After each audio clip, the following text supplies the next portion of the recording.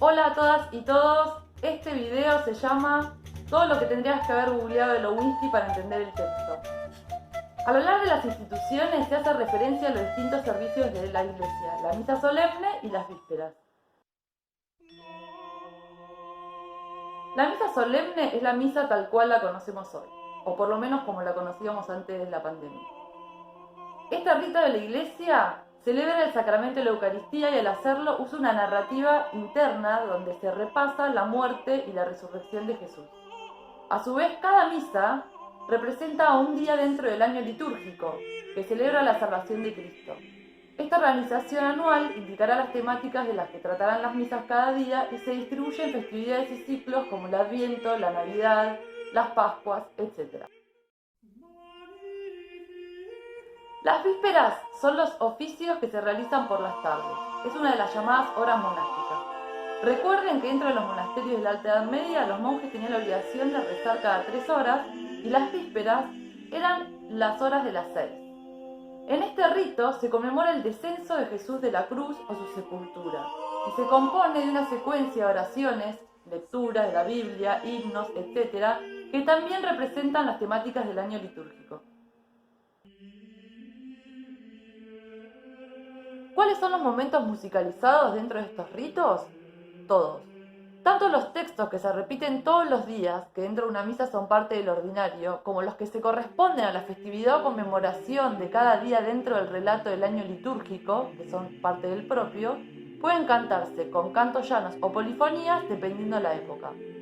Las misas y vísperas contaban con todas sus partes musicalizadas e inclusive podían sumar números que no estaban dentro de su desarrollo habitual, que podían ser motetes, que son polifonías con textos religiosos en latín, himnos, que son composiciones estróficas con métrica poética de textos de veneración o adoración, magníficas, que son parte de las vísperas, pero que dentro del siglo XV y XVI empezaban a tener una difusión mayor, o antífonas marianas, que son los cantos de veneración a la Virgen en contextos devocionales.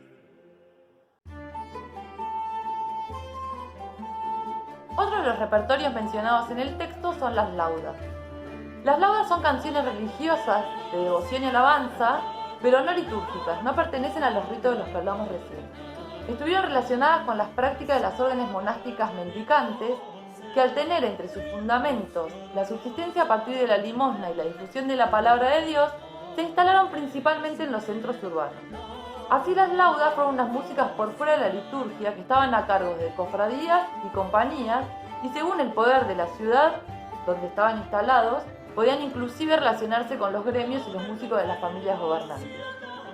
Estas músicas condensaban las prácticas de la recitación eclesiástica, la mesuración cortesana, dependiendo de su uso y su función, pero principalmente tomará características de las canciones y las músicas de danzas populares, estableciendo un repertorio que hasta podríamos considerarlo popular.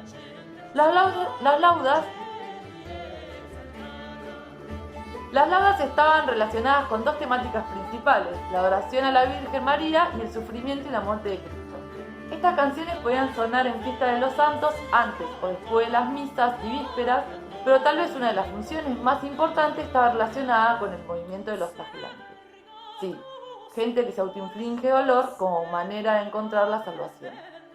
Siendo parte de sus procesiones, sus letras muchas veces representaban esta práctica cargándose de afectividad y devoción. Otra de las músicas nombradas en el texto son los antecedentes al madrigal. Y lo más importante de esto es entender que forman parte de un proceso de intercambio que genera el movimiento de músicos del norte hacia las cada vez más poderosas ciudades italianas. El antecedente italiano va a ser la frótola. Es una música de origen popular, estrófica, que a partir del siglo XV va a tomar una forma polifónica para reinsertarse en el mundo urbano, ahora popular y burgués. Mantiene principalmente las características rítmicas y el carácter de los textos populares, que se presentarán de manera silábica y también en sus versiones polifónicas mantendrá cierta austeridad en la construcción de las voces, y será una polifonía simultánea y sencilla. La chanson será el antecedente del norte, o sea, de Francia y de los Países Bajos. Esta también fue una música en sus orígenes popular, pero dentro del proceso propio de la música francesa ya han sido utilizadas por otros ámbitos como podía ser el cortesano de la Edad Media o la música de las universidades con toda su especulación. Sin embargo, a comienzos del siglo XV, compositores toman la chanson en un proceso parecido al de la frótola, como parte de una música que tendrá ahora una intención popularizante por a quien estaban dedicadas. De esto surgirán músicas polifónicas con textos y melodías que remiten a la práctica popular, con un tratamiento contrapuntístico un poco más complejo que el de la frótola.